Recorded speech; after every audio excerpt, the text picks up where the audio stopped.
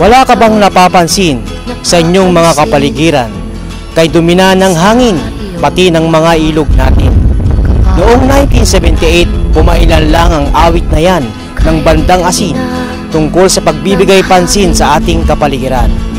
Pagkatapos ng 37 taon, kumusta na kaya ang ating kapaligiran?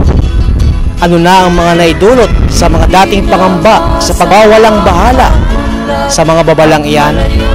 Alamin natin kung ano na ang naidulot ito sa kalagayan ng ating kapaligiran.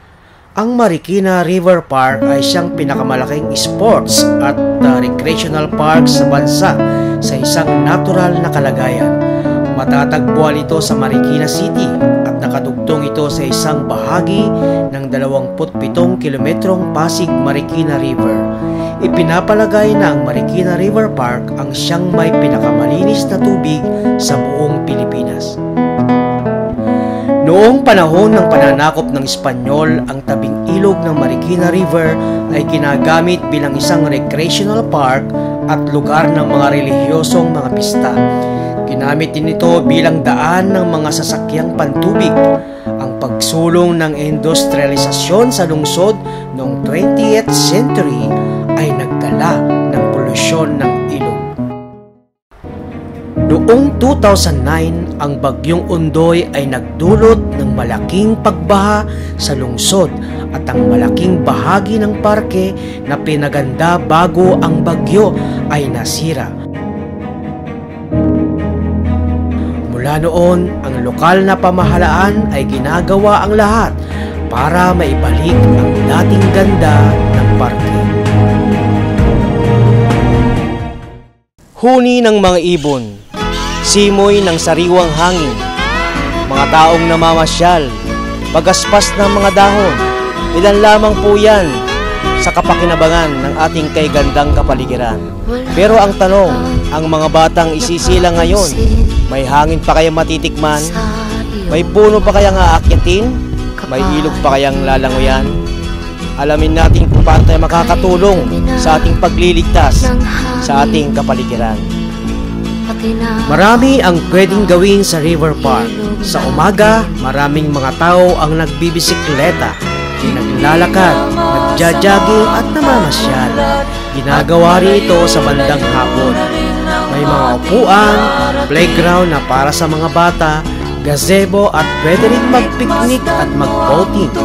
Maaari ka rin mag-enjoy sa mga magagandang tanawin at mga istruktura sa lugar tulad ng Roman Garden, Chinese Pagoda, Kawayanan, Youth Camp, Animal Trail at iba pa katulad ng mga restaurant at mga clubs.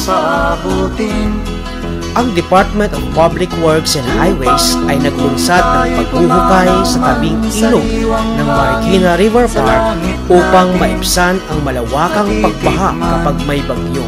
Ang Department of Environment and National Resources at sa pakikipagtulungan ng iba pang mga departamento ng pamahalaan ay naglunsad ng National Greening Program o ang pagtatanim ng maraming mga puno sa buong bansa.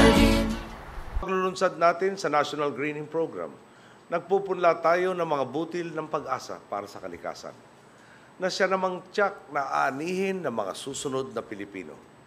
Gaano po ba kalhaga ang programang ito? Nitong huling linggo lamang po, sinalanta ng napakalakas sa bagyo ang Bicol, labis ang naging pagbabaha at kabi-kabila ang mga landslide. Ang ilang mga bahay, gumuho at tinabunan ng putik. Maraming pananim ang nasalanta at may kababayan tayong binawian ng buhay. Sa mga pangyayaring ito, masasabi nating malaking salik sa landslide at pagbabaha ang kakulangan natin ng puno. Ang mga kabataan ang siyang pag-asa ng bayan. Kung tuturuan sila na mahalin ang kapaligiran sa lahat ng aspeto, kanilang mauunawaan ang pangmalawakang epekto ng pagwawalang bahala ng kapaligiran hanggang sa kanilang pagtanda. Ito ay mahalaga sa patuloy na pagpapahalaga ng buhay. Maaaring umpisan yan sa paghihikayat sa kanila na magtanim ng puno sa bakuran. Pagdidilig ng mga halaman, pagtatanggal ng mga dumi sa kanal. Sasali ako sa mga greening investment po dito sa aming barangay para makatulong po ako sa paglilinis ng mga kanal at mga lungsod dito. Tutulong po ako sa pagpapalis ng kapaligiran at tutulong po ako sa pagtatanim. At hindi ko po papabayaan na putulin ang ating mga halaman at mga puno. At paghiwalayin ko po ang basurang di nabubulok at nabubulok. At sasabihin ko po sa mamamayan natin na huwag magtapon sa ating kanal.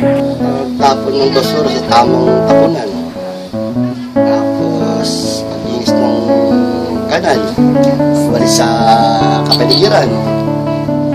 Paglagay ng mga halaman sa tapat ng bahay.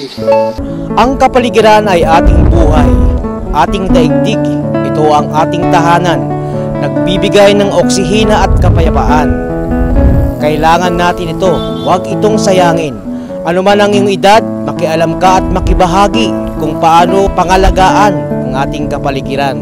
Ating alamin kung paano makibahagi at kung paano mailigtas ang ating kapaligiran. Tayo ay magkaisa at magdamayan. Ito po ang iyong karamay, Daniel Arquines, nag-uulat.